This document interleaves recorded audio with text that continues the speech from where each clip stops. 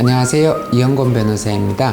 오늘은 상속의 기본 구조라는 주제로 한번 말씀을 드려보겠습니다. 최근 들어서 상속 사건이 많이 늘어나고 있는데요. 아버님 세대에서 이제 부를 축적한 구조가 이제 자손들한테 넘어가는 이제 그런 시점이 있기 때문에 상속 사건은 앞으로도 계속 늘어나고 있을 것 같습니다. 그래서 상속에 대해서 관심이 많은 분들이 계시는데요. 오늘은 이제 그 기본적인 상속에 대해서 어떤 구조로 상속이 이루어지는지에 대해서 한번 말씀을 드려보겠습니다. 이 상속의 구조를 이해하기 위해서는 세 가지를 먼저 이해를 하셔야 됩니다. 첫째로는 이제 상속 개시라는 개념이 있어요. 그리고 둘째로는 이제 적극재산이라는 개념이 있고, 셋째로는 이제 소극재산이라는 개념이 있습니다. 이 세 가지를 염두에 두고 이제 상속의 구조를 한번 말씀을 드려볼게요. 이 상속 개시라고 하는 것은 사망으로 인해서 개시가 됩니다. 그래서 이 사망시가 바로 상속 개시 시가 되는 것으로 이해하시면 될 것 같고요. 적극재산이라고 하는 것은 우리가 망인으로부터 받은 상속 재산 중에서 어떤 실체가 있는 유형 무형의 재산을 통틀어서 적극재산이라고 합니다. 뭐 아파트라든지 뭐 예금이라든지 부동산이라든지 이런 것을 적극재산이라고 하고, 소극재산이라고 하는 것은 망인이 부담하고 있던 이제 채무를 말하는 거죠.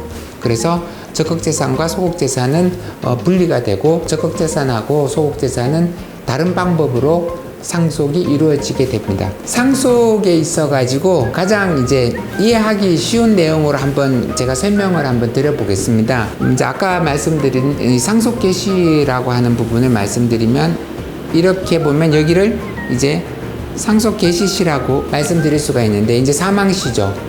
모든 상속 재산의 기준은 사망시를 기준으로 해가지고 재산 관계가 확정이 됩니다. 그리고 이 상속 개시 당시에 남아있는 재산이 있을 거예요. 만약에 부동산이다, 아니면 뭐 예금이다, 뭐 이런 부분이 상속 개시 당시 남아있다 그러면 이게 이제 분할 대상이 되겠죠, 상속인들 사이에서.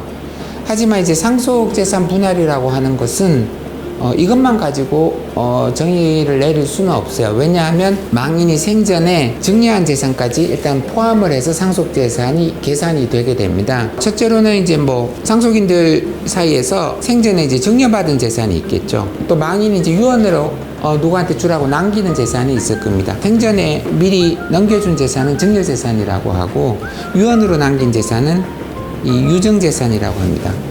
그래서 이제 상속재산이라고 하는 것은 결국 이제 세 가지로 나눠지는 거죠. 망인이 사망 당시에 남아있는 재산, 그 다음에 생전에 증여한 재산, 그리고 유언으로 남긴 재산, 이렇게 세 가지로 나눠집니다. 유언으로 남긴 재산하고 생전에 증여한 재산은 통틀어 가지고 남아있는 재산이 아니기 때문에 이것을 특별수익이라고 부릅니다.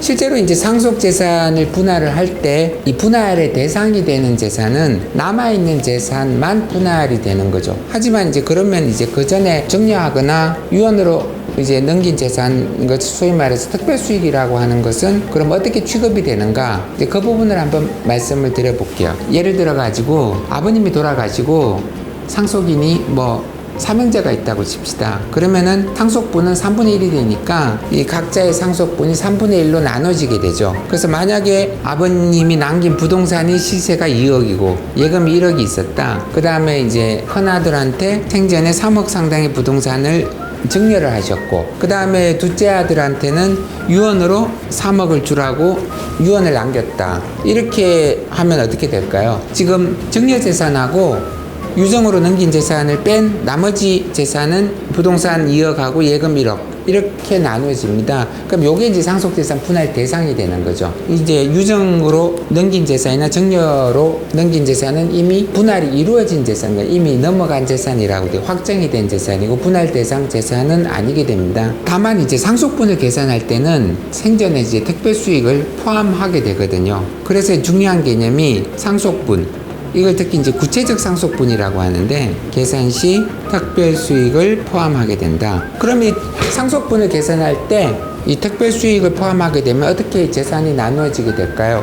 뭐 그러면 이렇게 되는 거죠. 남아있는 재산이 3억이고 유증으로 넘긴 재산이 3억, 그 다음에 증여로 넘긴 재산이 3억이면 합계 상속재산은 9억 원이 됩니다. 이 9억에 대해서 상속분은 각자 3분의 1이니까 첫째, 둘째, 셋째가 각 3억씩 상속 3억분을 취득하게 되죠. 그런데 이제 첫째는 이미 정려로 3억 원을 취득을 했고, 둘째는 유언으로 3억을 받았기 때문에 남은 있는 재산에 대해서는 셋째가 이 3억 원 되는 부동산 예금을 혼자서 취득을 하게 되는 결과가 되죠.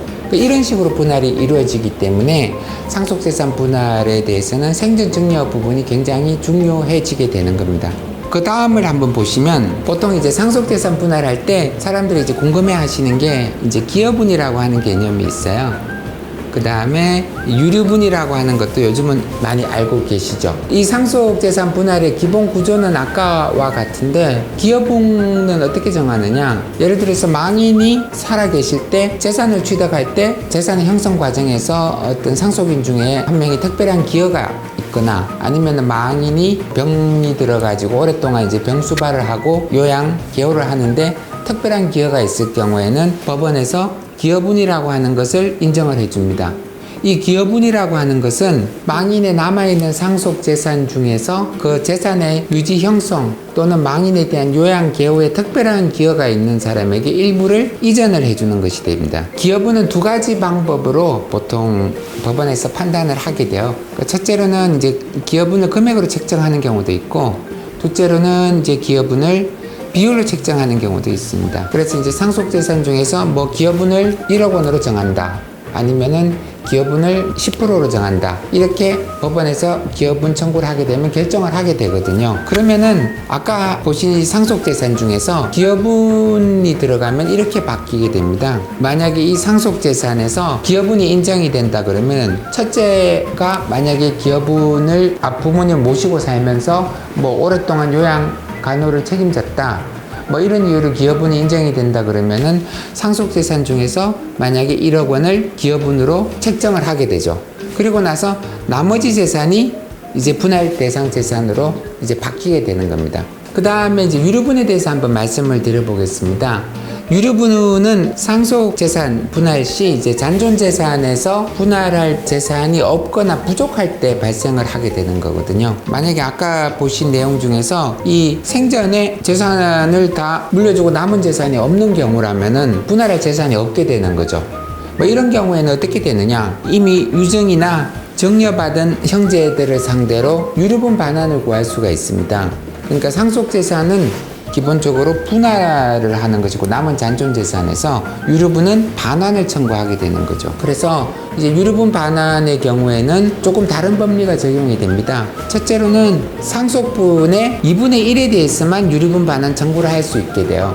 그렇다면은 이제 반환할 수 있는 비율은 이제 3분의 1 상속 지분이 아니고 3분의 1에 2분의 1에 해당되는 6분의 1에 대해서만 반환 청구를 할 수가 있습니다. 그리고 두 번째는 유언하고 정려가 있을 때는 유언을 받은 사람이 반환 의무자의 1순위가 되고, 정려를 받은 사람이 반환 의무자의 2순위가 됩니다. 그래서 이런 경우를 두 개를 합치면 어떻게 될까요? 유류분에 있어가지고 이 상속재산에 이제 남은 재산이 없으니까 유정하고 정려 재산은 합계 6억 원이 되죠. 6억 원에 대해서 이제 3분의 1 지분의 반이니까 6분의 1 지분을 하면 유류분 반환 청구 금액은 1억 원이 됩니다.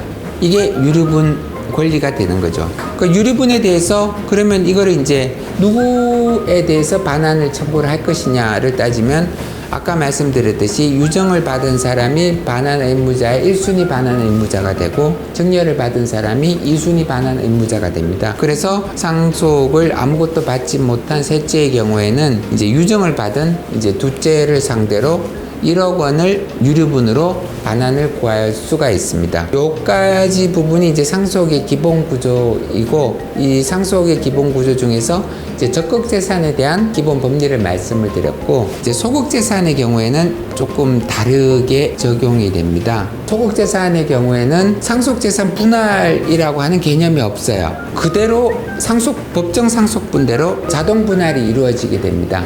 예를 들어서 아버님이 뭐 은행에 채무가 6억 원이 있었다, 이렇게 해서 상속인이 3명이다, 이렇게 된다 그러면 그냥 2억 원씩 채무가 분할이 되는 거죠. 상속인들 사이에서 어떤 채무를 누가 떠안기로 협의를 했다고 하더라도 그것은 상속인들 사이에 내부적인 합의일 뿐이고, 그것이 채권자가 승낙하지 않는 이상은 채권자의 상속에게 영향을 미치지는 않습니다. 여기까지가 이제 상속재산 분할의 어떤 적극재산과 소극재산에 대한 기본 구조라고 말씀드릴 수 있습니다. 한꺼번에 모든 걸 설명을 하다 보니까 내용이 조금 어려울 수 있겠는데 다음 시간에는 한번 그런 부분을 구체적으로 한번 말씀드려 보겠습니다. 들어주셔서 매우 감사합니다.